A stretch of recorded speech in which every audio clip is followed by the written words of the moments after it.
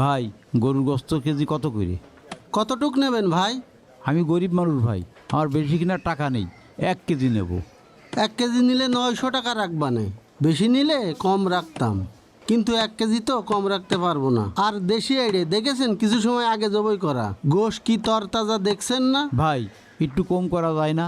আমি গরিব মানুষ, আমার অত টাকা দেওয়ার মতো ক্ষমতা নেই ভাই। আচ্ছা আপনি 850 টাকা দিন, বোঝেন তো দেশি আইডে, এর থেকে কমে পারবো না নে। ভাই আমার কাছে তো এত টাকা নাই, ছেলেরা কয়দিন ধরে কাঁদতেছে, ভাই সমান সমান করেন। আচ্ছা ঠিক আছে ভাই, নেন আপনি, আপনি বলছেন যেহেতু বারবার নেন। ভাই আমার দোকানে মাংসে কোনো ভেজাল নেই, দেখছেন না কেমন তরতাজা গরু, এরকম গোশ সবাই পায় না, এই কারণেই সকাল সকাল বিক্রি হয়ে যায়। আচ্ছা ঠিক আছে, তাহলে ওই হাড় বাদে আমার গোস্ত দেন ভাই।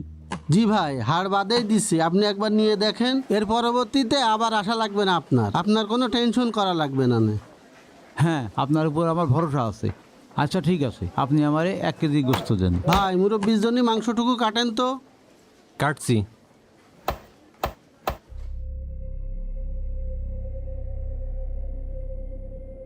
ভাই আমার 1 কেজি মাংস দেন তো তাড়াতাড়ি। তাড়াতাড়ি করলে হবে না ভাই, একটু দেরি করতে হবে। ঠিক আছে ভাই, গা গরমে জ্বলে যাচ্ছে, আজকে খুব গরম পড়ছে।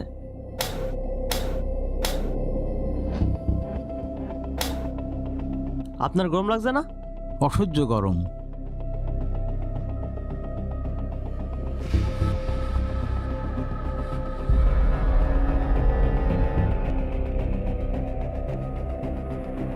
আপনি কয় কেজি মাংস নেবেন? আমি 1 কেজি গোস্ত নেব। 1 কেজি? গরিব মানুষ তো, বেশি কিনা টাকা নাই।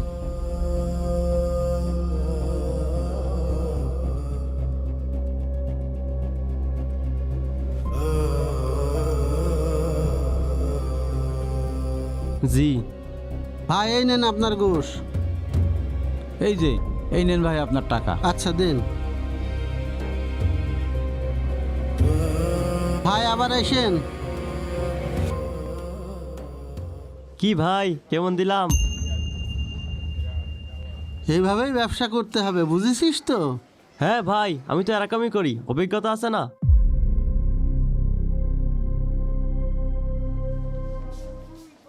লোকটা তো খুব ভালোই ছিল, ভালো করে দিয়েছে, আমার বাচ্চারা খেয়ে খুব শান্তি পাবে আজকে। আল্লাহ ওরে খুব ভালো করুক, ভালো মাংস দিয়েছে। কিন্তু 1 কেজি মাংস এত কম হওয়ার কথা না, এ তো বেশি হওয়ার কথা, মনে হচ্ছে কম আছে। না, মানুষের সন্দেহ করাটা ঠিক না, আগে বাড়ি যাই, মেপে দেখি, তারপর দেখি কি হয়। মাহবুব, মাহবুব, এদিকে আয় তো বাবা। কি হয়েছে বাবা? দাড়িপাল্লাটা নিয়ে আয় তো বাবা। আচ্ছা ঠিক আছে।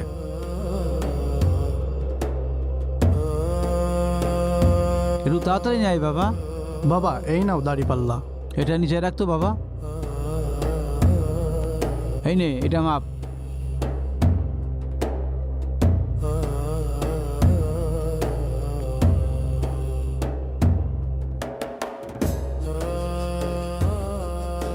হ্যাঁ, এ কি, 1 কেজিতে 200 গ্রাম কম? দাঁড়া দাঁড়া, দেখাচ্ছি মজা। বাবা কি মাংস এনেছো? শুধু হাড় আর হাড়। দে তো বাবা, দে, ফেরত দিয়ে আসি, দে। শালা বাঞ্চুটা আমার এত ফাঁকি দেয়। দাঁড়া, শালা জয় এনে আগে দোকানে, তারপর তোর দেখাচ্ছি।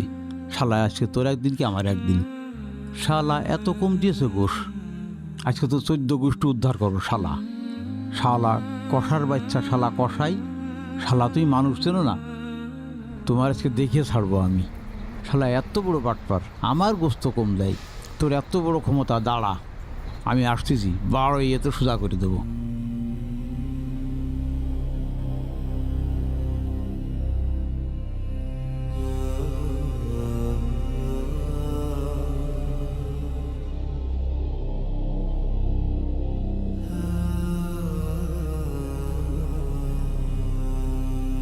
এই মেয়ে, এই না তোমার গোস্ত। গোস্ত ছাড়া হাড় হড্ডি দিয়েছো, আর ওজনে 200 গ্রাম কম আছে। কি গোস্ত দিয়েছো তুমি? আরে ভাই আমি তো আপনার সামনে 1 কেজি গোশ মাইপে দিলাম, আপনি বাসা থেকে ঘুরে এসে বলছেন 200 গ্রাম গোশ কম। আপনার মনে হয় দাড়ি পাল্লায় সমস্যা আছে, ভালো করে মাপেন। আরে ভাই, আমি নিজে হাতে বাড়িতে গিয়ে দাড়িতে মাপছি, এখানে ভুল হওয়ার কোনো সুযোগ নেই। এই নেন আপনার গোস্ত নেন, ওজন করে আমাকে বুঝাই দেন। ওই মিয়া, আপনার সামনেই তো মেপে দিলাম 1 কেজি। আপনি কি আমার 2 নম্বর লোক মনে করেন? আবার মাপ মানে? আচ্ছা থাক ভাই, আমি আপনার সঙ্গে তর্কে যাব না। আপনার গোশ আপনি নিয়ে নেন আর আমার টাকাটা আমার ফেরত দেন। পাগল হয়েছেন নাকি? কাটা গোশ কি কেউ ফেরত নেয়? এটা কি কোনো নিয়ম হলো? আরে ভাই আপনার গোস্ত নেন তো, নিয়ে মাপ দেন তো, দিয়ে আমার 1 কেজি পুরাই দেন। দূর মিয়া, সরেন তো। আপনার সামনে 1 কেজি মেপে দিছি, বাসার থেকে ঘুরে এসে বলছেন 200 গ্রাম কম। এটা কি কেউ মেনে নেবে? সরেন, ঝামেলা করেন না, যান। এই নেন আপনার গোস্ত ভাই, আমার টাকাও দেওয়া লাগবে না, আপনার গোস্তও দেওয়া লাগবে না। ধোকাবাজ কোথাকার। কি বললি তুই? আমি ধোঁকাবাজ? এত বেল তোর বয়স দেখে কিছু কইনি। ধর মাংস, হাট এনতে, হাট হাট এখান থেকে, হাট।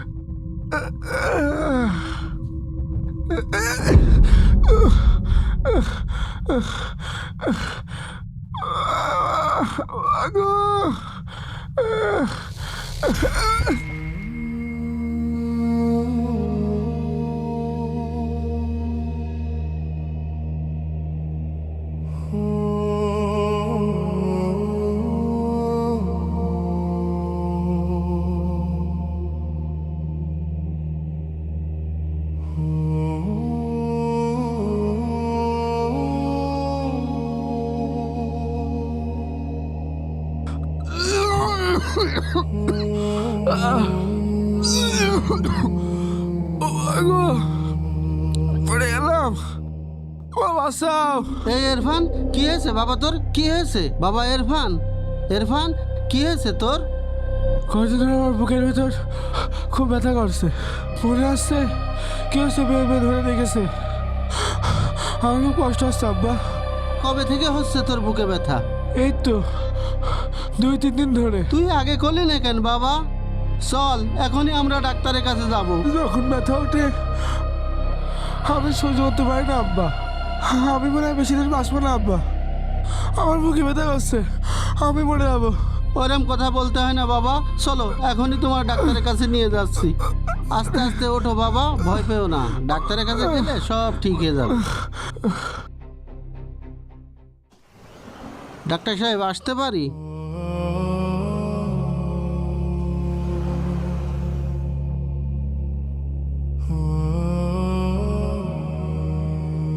আপনি মেহেদি সাহেব?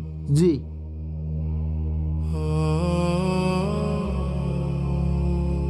আপনার ছেলের রিপোর্ট আমরা দেখেছি। আপনার ছেলের ফুসফুসে ক্যান্সার ধরা পড়েছে। কি কি বলেন ডাক্তার সাহেব? আমার ছেলের ক্যান্সার? আর একটু ভালো করে রিপোর্টটা দেখেন ডাক্তার সাহেব, এ তো আমি বিশ্বাস করতে পারছি না। হ্যাঁ, আমরা ভালো করে চেক করেছি এবং আমাদের পরামর্শ হচ্ছে দেরি হলে বিপদ আরও বাড়তে পারে। আপনাদের ইমার্জেন্সি অপারেশন করতে হবে। ঠিক আছে ডাক্তার সাহেব, আপনি যত দ্রুত সম্ভব অপারেশনের ব্যবস্থা করেন, আমি বাদ বাকি দেখছি। আচ্ছা ঠিক আছে, আমরা অপারেশনের ব্যবস্থা করছি। আচ্ছা ডাক্তার সাহেব, অপারেশনের জন্য কত টাকা লাগতে পারে? অপারেশন, ওষুধ খরচ, হসপিটাল খরচ দিয়ে প্রায় 25 থেকে 30 লক্ষ টাকা খরচ হতে পারে। আপনার এই টাকাটা দ্রুত ব্যবস্থা করুন। আচ্ছা ডাক্তার সাহেব, আমি দেখছি, আপনি দ্রুত ব্যবস্থা নেন। আচ্ছা ঠিক আছে, আপনারা এখন আসতে পারেন। জি ডাক্তার সাহেব।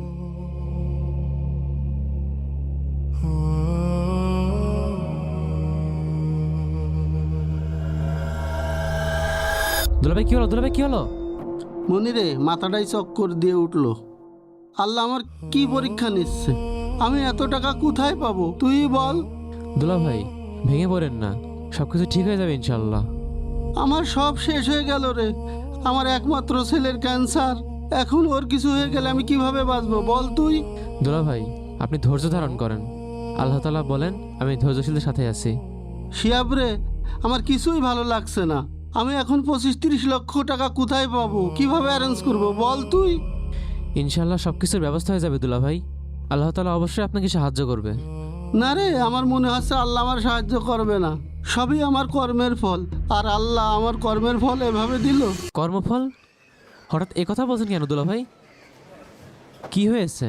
আমি অসৎভাবে ব্যবসা করে মানুষদের ঠকিয়ে বিশাল বড় পাপ করে ফেলেছি। আবার ওজনে কম দিয়েছি, মানুষের সাথে জুলুম করেছি, সবই আমার পাপের ফল। এটা না আপনার গোস্ত ভাই, আমার টাকাও দেওয়া লাগবে না, আপনার গোস্তও দেওয়া লাগবে না। ধোকাবাজ কোথাকার। কি বললি তুই? আমি ধোঁকাবাজ? এত বেল তোর বয়স দেখে কিছু কইনি। ধর মাংস, হাট এনতে হাট, হাট এখান থেকে হাট।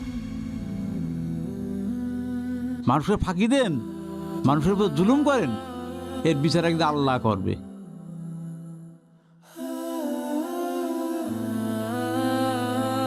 আমি সবই বুঝতে পারছি দুলা ভাই, আপনি ওজনে কম দিয়ে নিজ ধ্বংস নিজে ডেকে নিয়ে আসছেন। আল্লাহ বলেন, দুর্ভোগ তাদের জন্য যারা ওজনে কম দেয়।